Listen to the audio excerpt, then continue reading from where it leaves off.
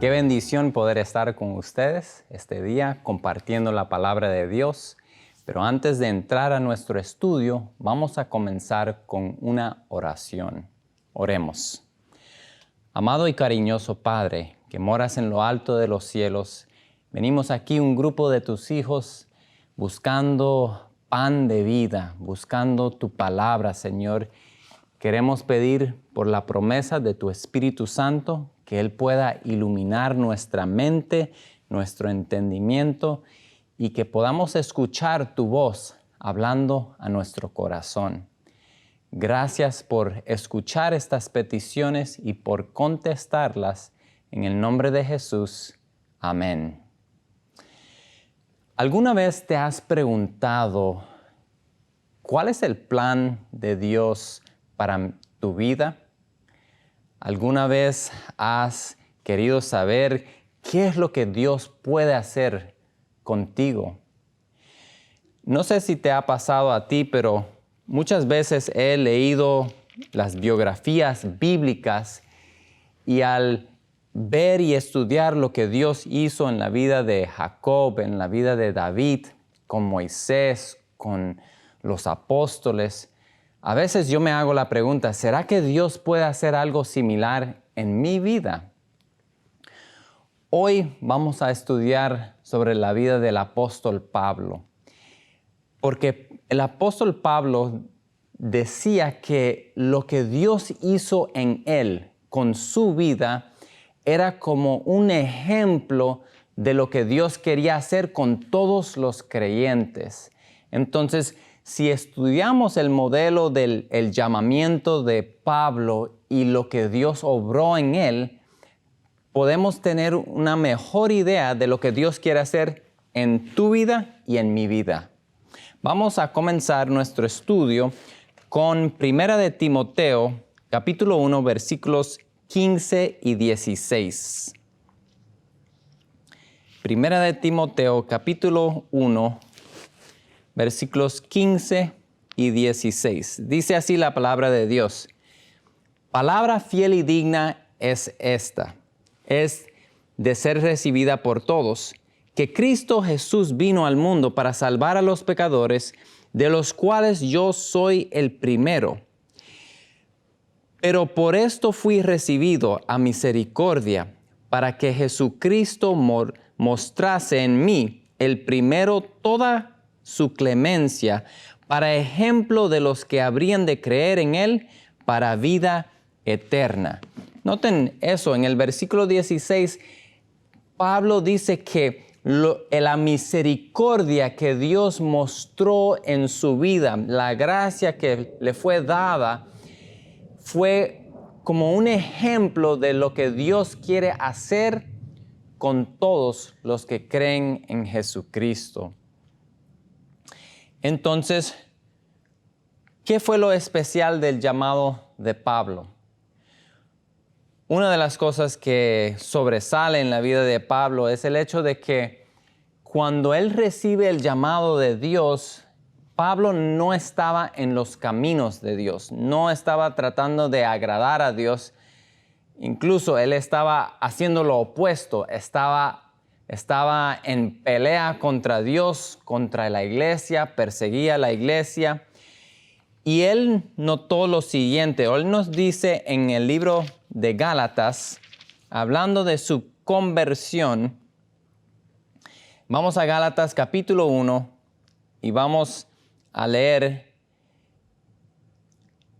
Gálatas capítulo 1, comenzando con el versículo, vamos a leer el versículo 15. Pablo estaba nuevamente en malos caminos, estaba completamente en lo opuesto a lo que Dios quería para su vida, pero en algún momento le llegó el llamado, lo detuvo Dios en sus pasos y lo llamó a servirlo a Él. Y Pablo, hablando de esta experiencia, dice en el versículo 15, pero cuando agradó a Dios, que me apartó desde el vientre de mi madre y me llamó por su gracia. Entonces, Pablo entiende que el llamado que él recibió es algo que existía antes que él hubiera nacido. Cuando todavía estaba en el vientre de su madre, ya Dios tenía un plan especial para él. Y dice que fue llamado por su gracia. ¿Qué significa o cuáles son las implicaciones de ser llamado por gracia? Las implicaciones son las siguientes. Pablo no merecía ser un apóstol. Este llamado no fue otorgado a Pablo porque él fue un buen joven, porque fue fiel, porque hizo todas las cosas bien.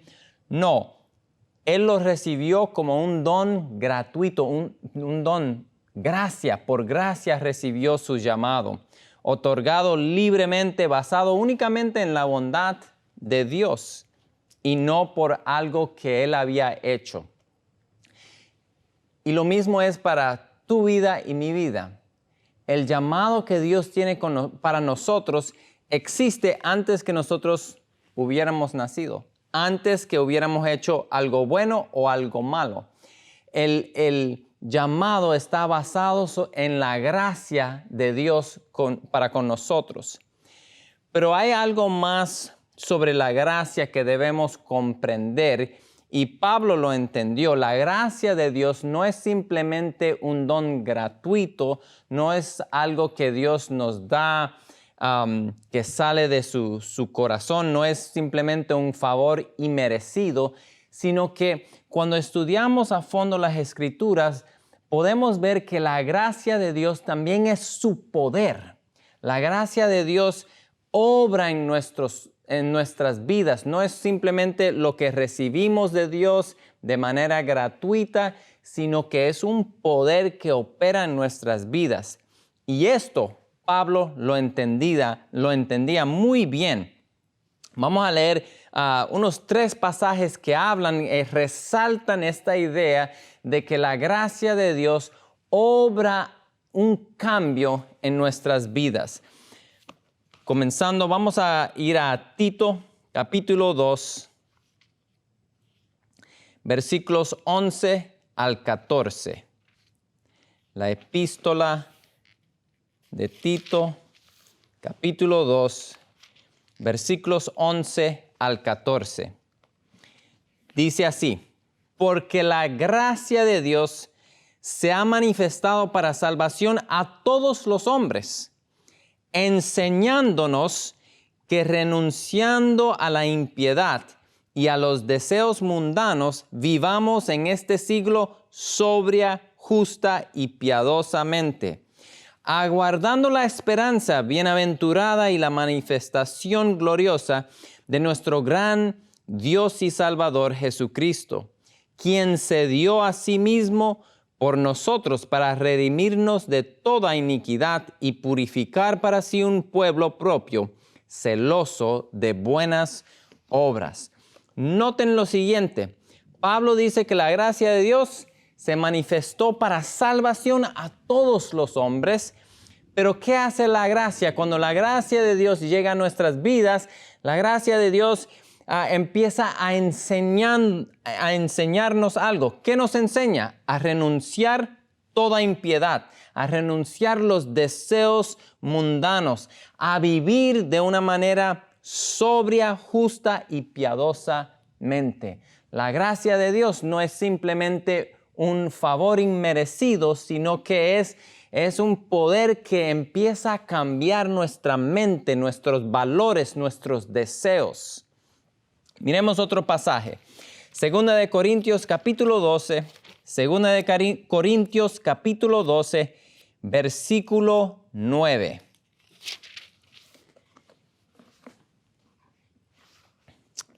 Si se acuerdan algo de la vida del apóstol Pablo, él nos cuenta aquí en el capítulo 12 que él tenía un problema, tenía lo que él llama una espina, algo que lo estaba molestando, algo que lo estaba limitando en su ministerio, lo llama un aguijón en su carne. Y él fue a Dios pidiéndole a Dios. Él dice 3 veces le insistió al Señor, Señor, quítame esto, quítame este aguijón. Y aquí en el capítulo 12, versículo 9, encontramos la respuesta de Dios al apóstol. Y me ha dicho, bástate mi gracia, porque mi poder se perfecciona en la debilidad. Por tanto, de buena gana me gloriaré más bien en mis debilidades, para que repose sobre mí el poder de Cristo. Entonces el apóstol Pablo entendió en esta experiencia, él entendió que en su debilidad él estaba en un estado donde podía recibir más de la gracia de Dios.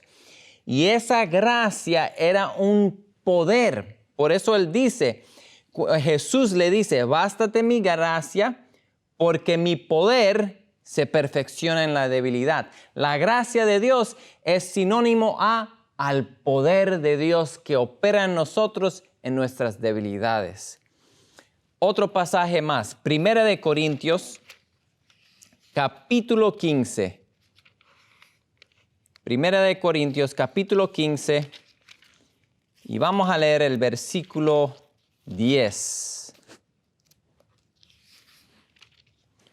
Otro pasaje que nos habla de la gracia de Dios y lo que esa gracia hace en nuestras vidas.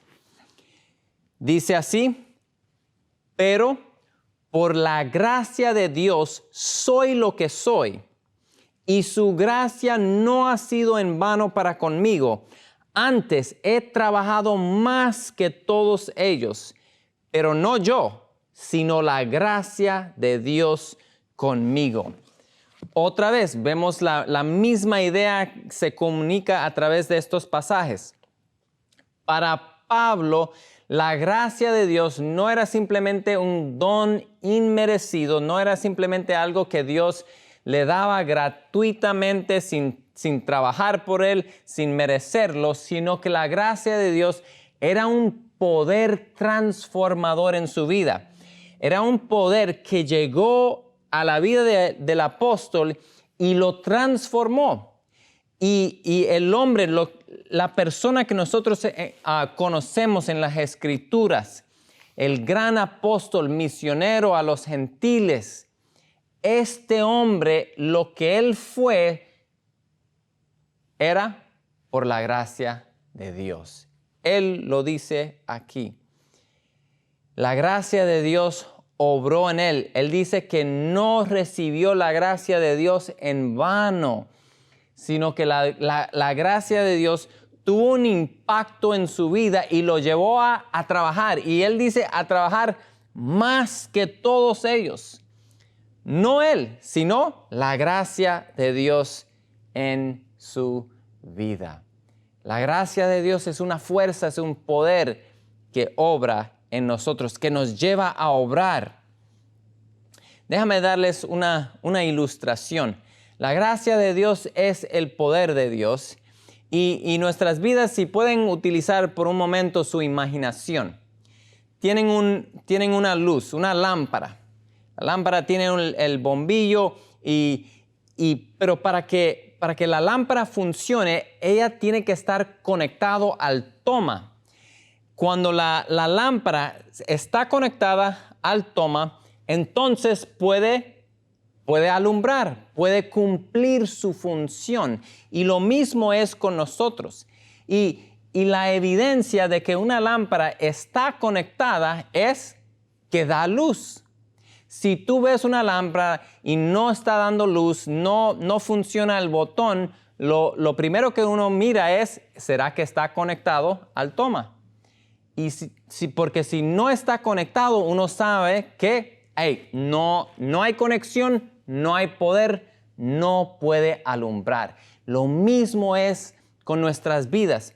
Nuestras vidas tienen que estar conectadas a la fuente del poder de Dios, que es su gracia. Sin esta conexión no podemos alumbrar, no podemos ser luz al mundo que está en la oscuridad. Entonces necesitamos entender ¿cómo es que recibimos, cómo es que nos conectamos al poder y la gracia de Dios?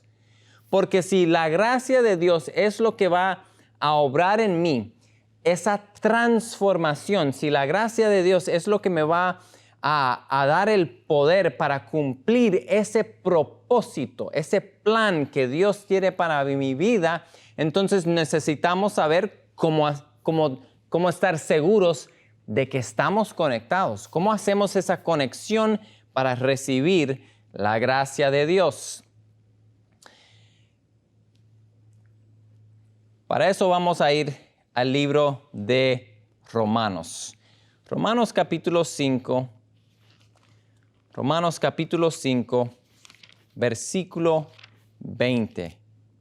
Aquí encontramos una declaración muy interesante del apóstol. Él dice, pero la ley se introdujo para que el pecado abundase. Mas cuando el pecado abundó, sobreabundó la gracia.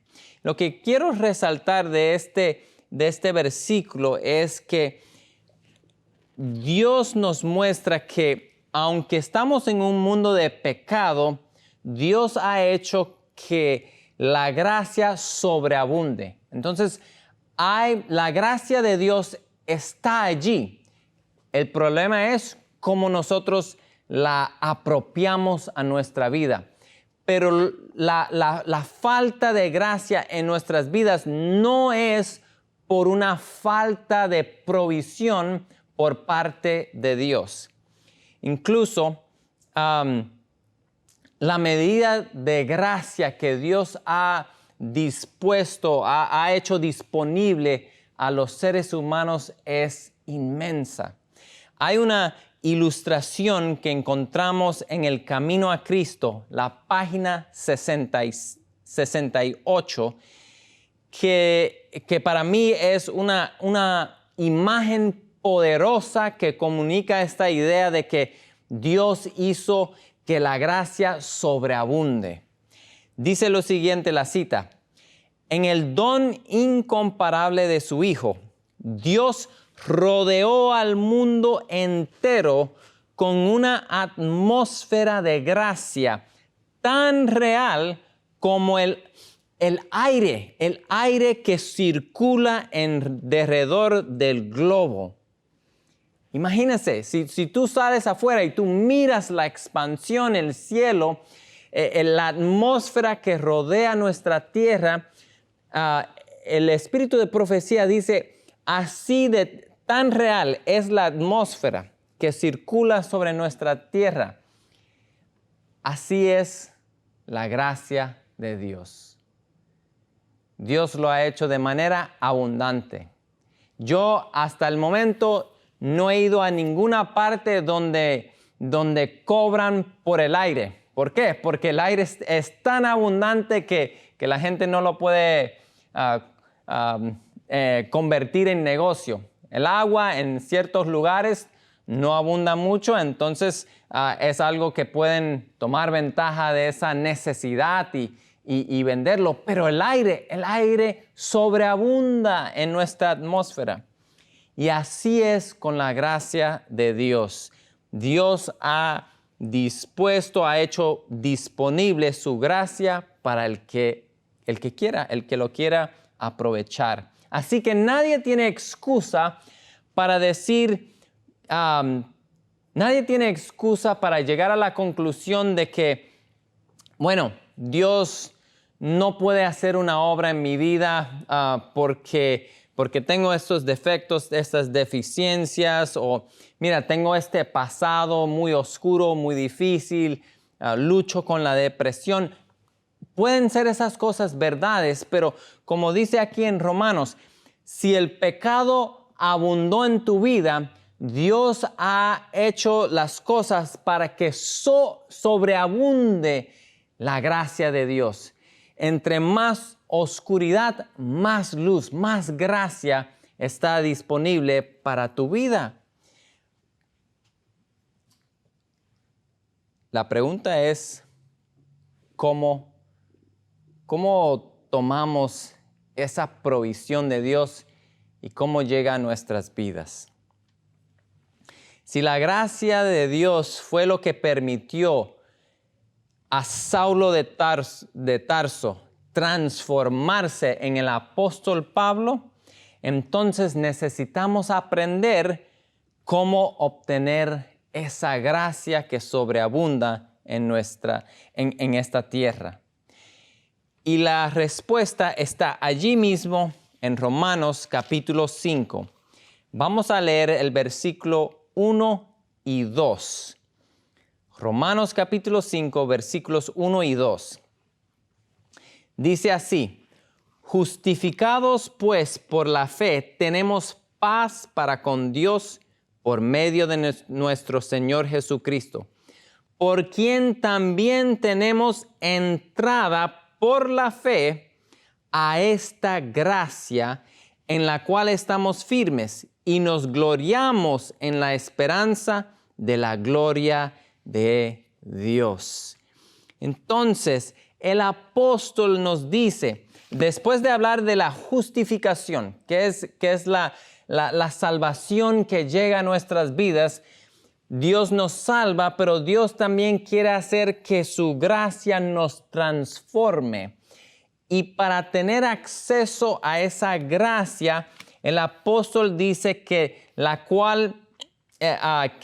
que tenemos entrada por la fe a esta gracia. Entonces, el vehículo, el canal para obtener la gracia de Dios en nuestras vidas es la fe. La fe es lo que nos permite tomarnos y apropiarnos de la gracia de Dios. Esta es la clave, esta es la llave para una vida transformada. Esta es la clave para realmente cumplir el propósito que Dios tiene para tu vida y para mi vida.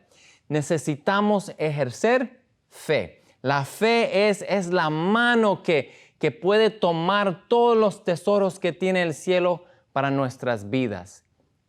Así es como recibimos la gracia de Dios en nosotros. Quiero darles un ejemplo, y porque esta fe no es simplemente creer en cualquier cosa o creer en mí, porque hoy en día en mucha de la psicología secular enfatiza esto que, bueno, simplemente tienes que creer en ti mismo, creer en el poder que hay en ti. Pero aquí en Romanos habla de que esta fe es en Jesús.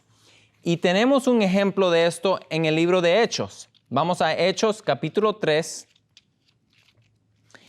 Libro de Hechos capítulo 3 y vamos a comenzar leyendo el versículos 1 al 8 y luego vamos a saltar al 16. Y aquí es la historia, esto es,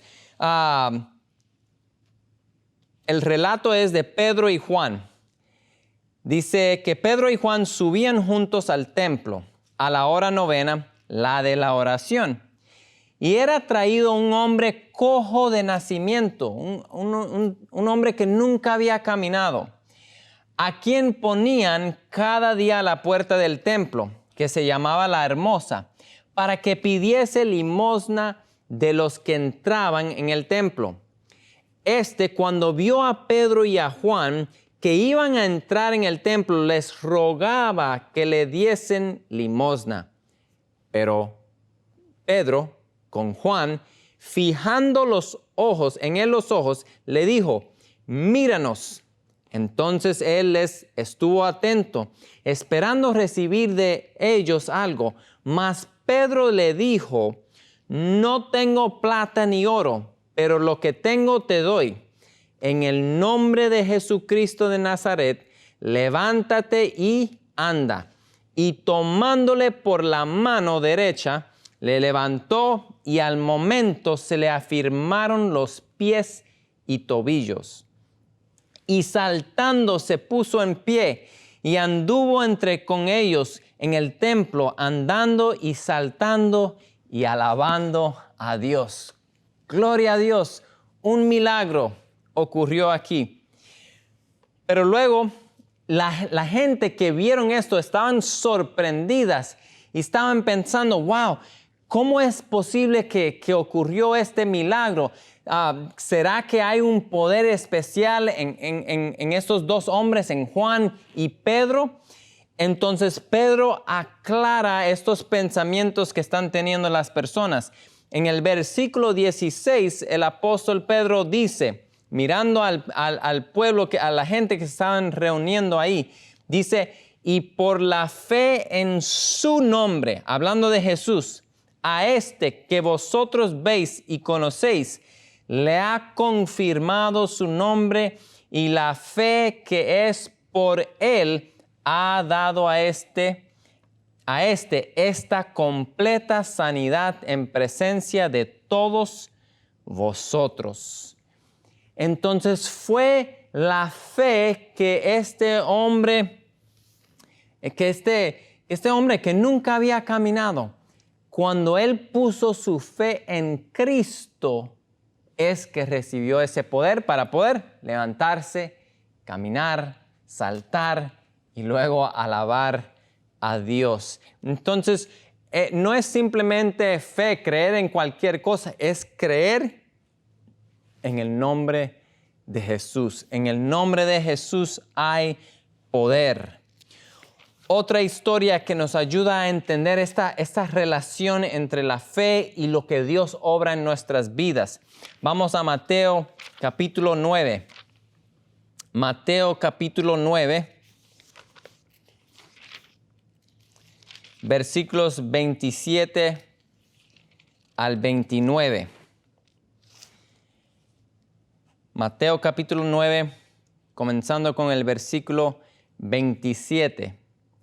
Dice, pasando Jesús de allí, le siguieron dos ciegos, dando voces y diciendo, ten misericordia de nosotros, hijo de David. Y llegando a la casa, vinieron a él los ciegos, y Jesús les dijo, ¿creéis que puedo hacer esto? Ellos dijeron, sí, Señor.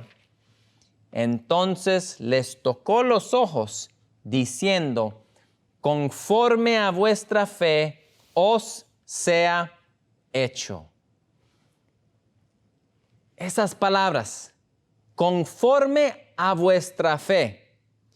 Lo que Dios hizo, lo que Jesús hizo por estos hombres era de acuerdo con la fe. La fe que ellos estaban ejercitando en Jesús, creyendo lo que Jesús podía hacer en ellos, eso es lo que recibieron. ¿Qué recibimos nosotros del Señor?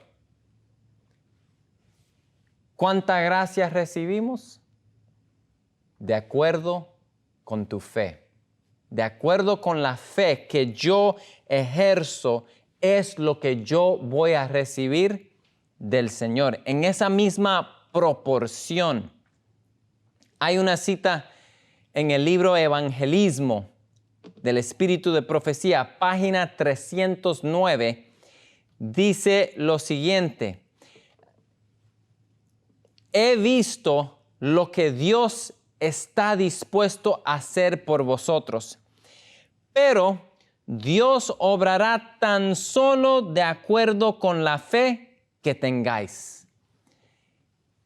Dios quiere hacer muchas cosas. Dios quiere hacer grandes cosas en nuestra vida, pero el factor limitante, el ingrediente que cambia o que determina lo que Dios hace en mi vida y lo que Dios hace en tu vida es la fe. La fe que ejercemos. Hay otra historia que nos muestra lo opuesto de estas dos. Está aquí en Mateo capítulo 13. Vamos a Mateo capítulo 13. Vamos a leer el último versículo del capítulo. Esto sucedió cuando Jesús vuelve a la ciudad donde se crió, a Nazaret. Y la gente de Nazaret conocían a Jesús. Por 30 años lo habían conocido, lo habían visto, se crió ahí en esta ciudad y ellos no habían visto nada sobrenatural. Jesús no estaba, antes de comenzar su ministerio público, Jesús no estaba haciendo grandes milagros y sanaciones como lo vemos aquí en los evangelios. Simplemente estaba trabajando fielmente, preparándose, estudiando las Escrituras, orando, preparándose para el llamado que Dios tenía para su vida. Y en ese tiempo de preparación, mucha gente de Nazaret lo conocieron. Y aunque yo sé que vieron algo diferente en su vida, no vieron a Jesús haciendo milagros. Entonces, cuando Él va a Nazaret, Él vuelve a su hogar de crianza, la gente no cree que es algo especial. Y dice, versículo 58, esto es triste. Cuando Jesús va a Nazaret, dice la palabra de Dios, y no hizo allí muchos milagros a causa de la incredulidad de ellos. ¡Wow! La incredulidad de la gente de Nazaret limitó el poder de Dios para sanar, para bendecir, para traer luz y alegría a la vida de muchos. ¿Cuál fue el factor? La incredulidad. Cuando tenemos fe y ejercemos gran fe, tenemos acceso a la gracia de Dios. Y esa gracia de Dios no nos deja igual. La gracia de Dios empieza a obrar una transformación en nosotros. Pero cuando hay incredulidad, cuando falta esa fe sencilla y ferviente, limitamos el poder de Dios en nuestras vidas.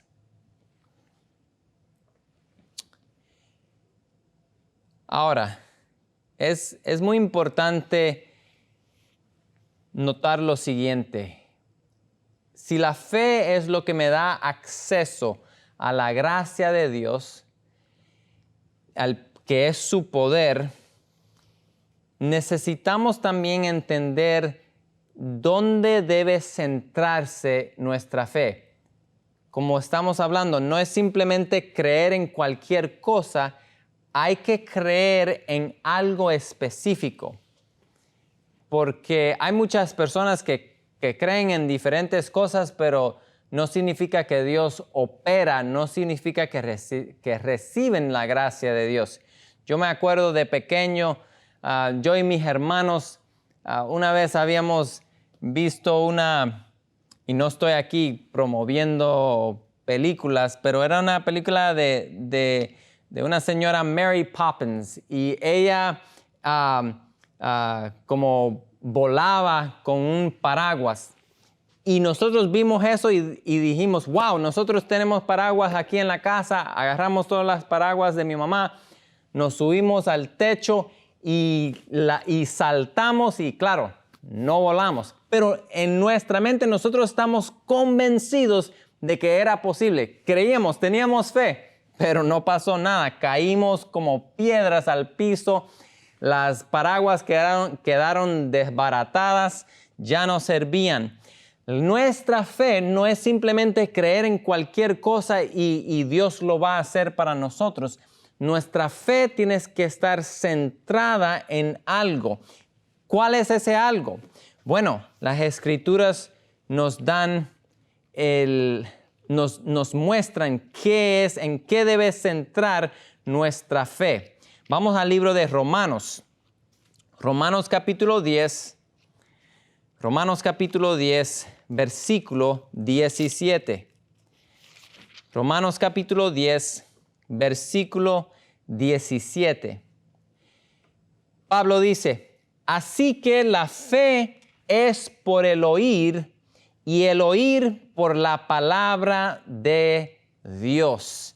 Entonces la fe que debemos ejercitar, la fe que nos va a permitir tomar posesión de la gracia abundante de Dios viene por el oír de la palabra de Dios.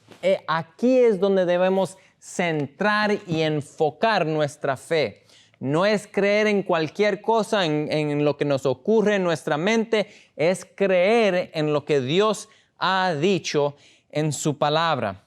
Volvemos al Evangelio de Mateo. Ahí encontramos una historia poderosa que sirve como una ilustración del tipo, de la calidad de fe que necesitamos, que se enfoca en la palabra de Dios y solamente la palabra.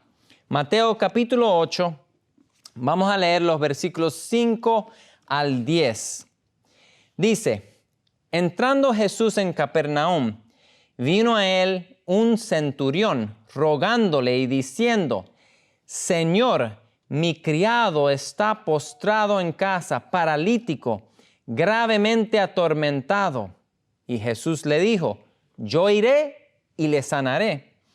Respondió el centurión y dijo, Señor, no soy digno de que entres bajo mi techo. Solamente di la palabra y mi criado sanará. Porque también yo soy hombre bajo autoridad y tengo bajo mis órdenes soldados. Y digo a este, ve y va, y al otro, ven y viene. Y a mi siervo, haz esto y lo hace. Al oír esto, Jesús se maravilló y dijo a los que le seguían, de cierto os digo que ni aun en Israel he hallado tanta fe. Jesús mismo se maravilló cuando vio esa fe sencilla que descansaba en el poder que había en la palabra de Dios. El centurión entendía el concepto. Él dice, yo soy un hombre de autoridad. Yo digo algo y la gente obedece. Yo sé que tú tienes poder. Yo sé que tú eres un hombre de autoridad. Tú tienes poder sobre la creación. Yo sé que si tú simplemente dices la palabra, será hecha. Eso es fe, gran fe. Jesús se sorprendió cuando vio esa fe.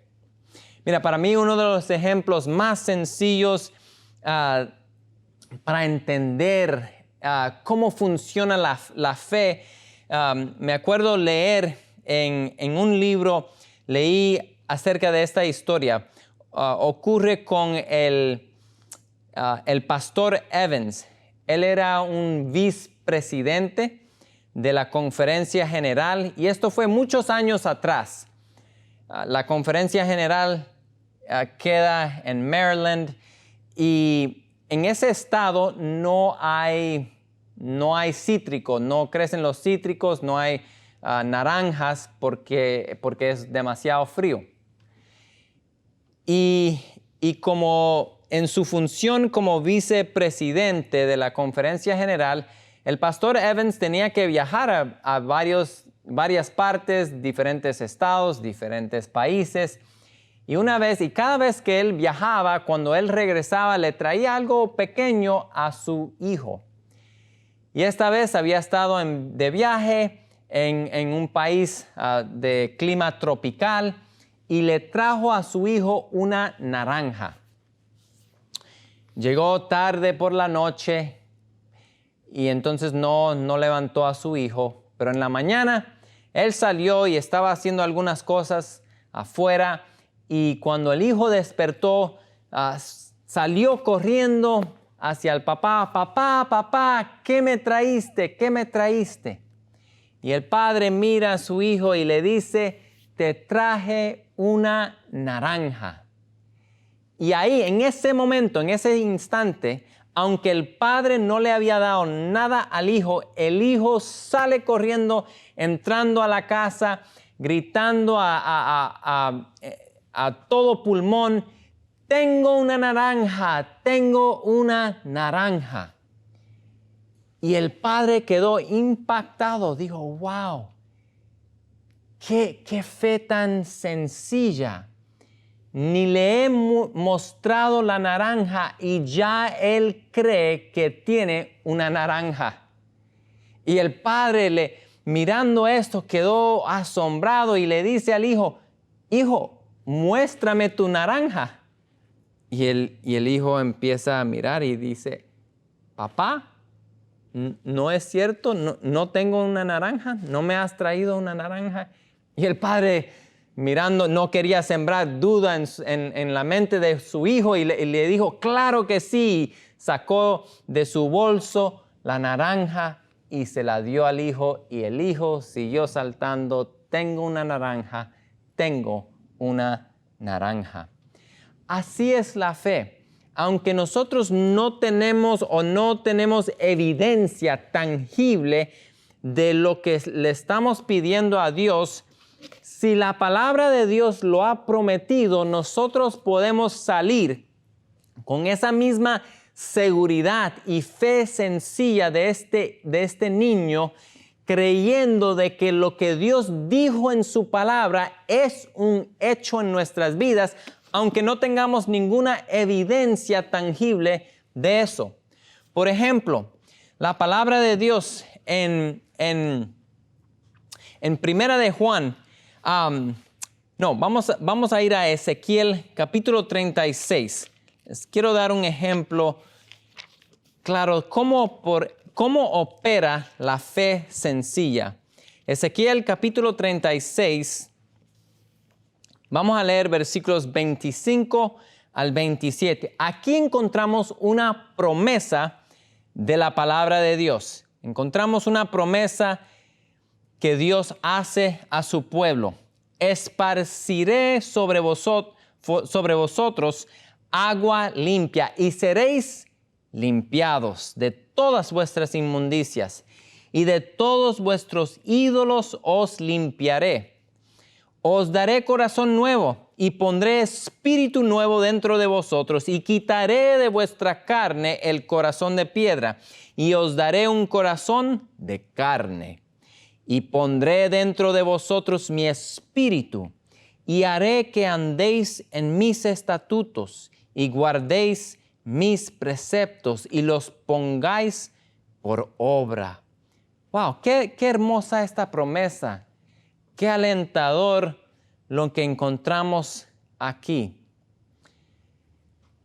Si nosotros tenemos esa fe sencilla como este niño, simplemente vamos a tomar la palabra de Dios y como ese niño, aunque tú no sientas nada especial ocurriendo en tu corazón, aunque tú no veas nada sobrenatural pasar en tu vida, si nosotros le pedimos a Dios, Señor, tú prometiste hacer esto en tu palabra, nosotros podemos pararnos de esta oración con toda la seguridad de que Dios va a cumplir su palabra. Aunque no tengamos las evidencias tangibles en ese momento, aunque tú todavía te sientas sucio por el pecado, por la fe tú puedes creer, Señor, yo sé que estoy limpio. ¿Por qué? Porque tú lo prometiste en tu palabra. Señor, yo sé que estoy libre de mis pecados. ¿Por qué? Porque tú prometiste librarme de todos mis ídolos, de todo lo que me controlaba. Es lo que tú has dicho en tu palabra y te creo, Señor. Creo que tú eres fiel a tu palabra, a tus promesas. Eso es ejercer esa fe sencilla en la palabra de Dios.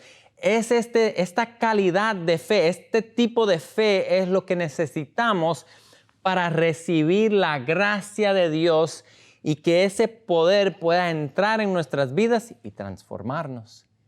Y hacer lo que Dios hizo en la vida del apóstol Pablo. Recuerden, el apóstol Pablo, su vida es un ejemplo de lo que Dios quiere hacer en tu vida y en mi vida.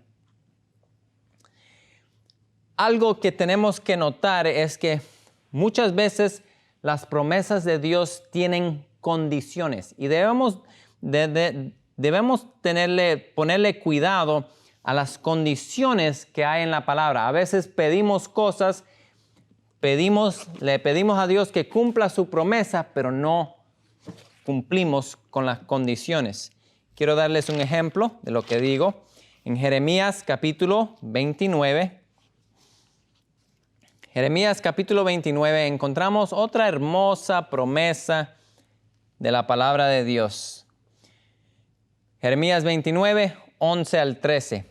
Porque yo sé los pensamientos que tengo acerca de vosotros, dice Jehová, pensamientos de paz y no de mal, para daros el fin que esperáis. Entonces me invocaréis y vendréis y oraréis a mí, y yo os oiré. Y me buscaréis y me hallaréis, porque me buscaréis de todo vuestro corazón. Miren la condición. Dios nos dice, si me buscan, me van a encontrar. Si oran, yo voy a escuchar sus oraciones. Me van a buscar, me van a hallar. ¿Pero por qué? ¿Cuál es la condición que Dios pone a esta promesa? Cuando me buscan con todo el corazón.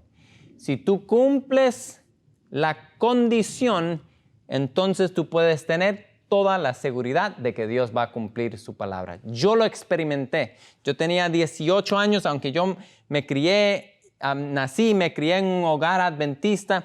No fue hasta los 18 años que realmente la fe de mis padres se volvió mi fe personal. Yo no sabía qué iba a hacer en la vida. Estaba confundido, estaba pensando mucho en por qué estoy aquí, cuál es mi propósito, por qué tengo existencia.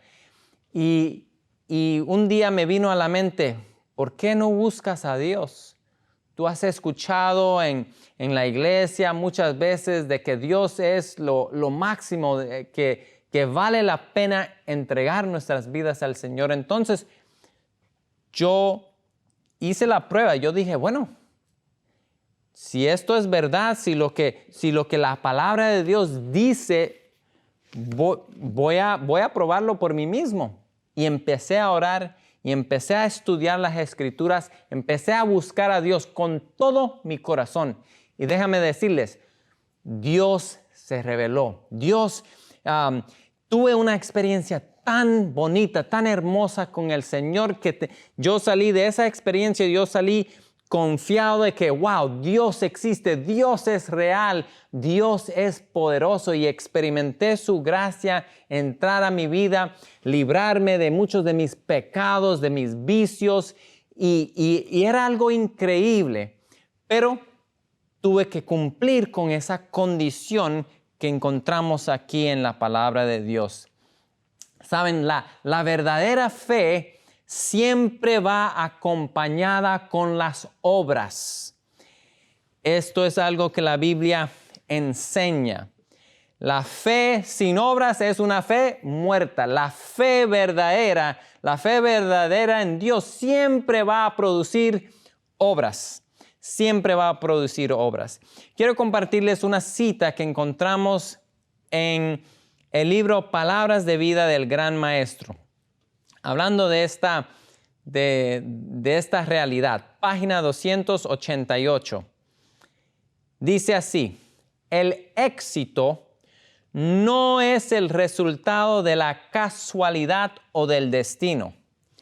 Es la operación de la providencia de Dios, la recompensa de la fe y la discreción, de la virtud y el esfuerzo perseverante. El Señor desea que usemos cada don que poseemos, y si lo hacemos, tendremos mayores dones para usar.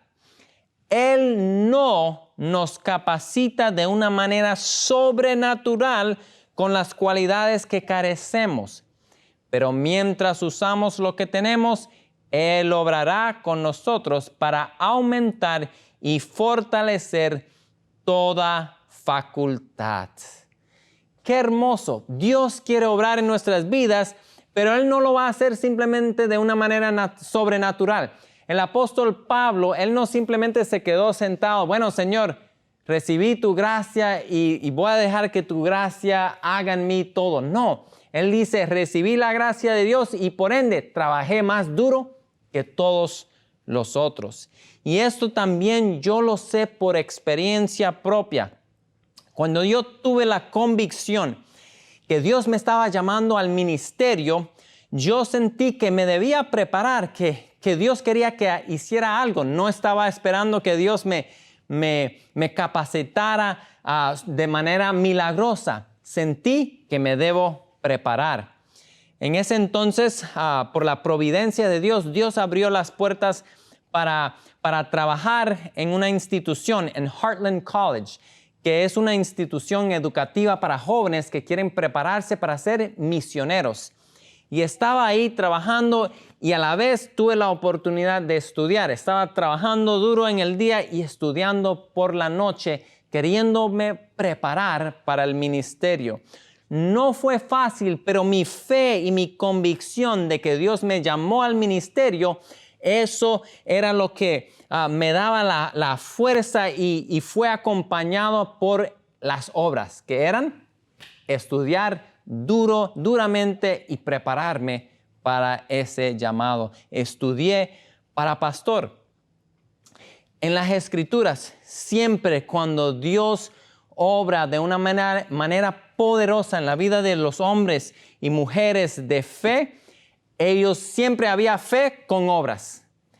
Noé creyó que Dios iba a mandar un diluvio y no dijo, bueno, Señor, yo sé que tú eres poderoso y tú me vas a poder salvar. No, él construyó un arca para salvación de su familia, porque él creyó la palabra de Dios.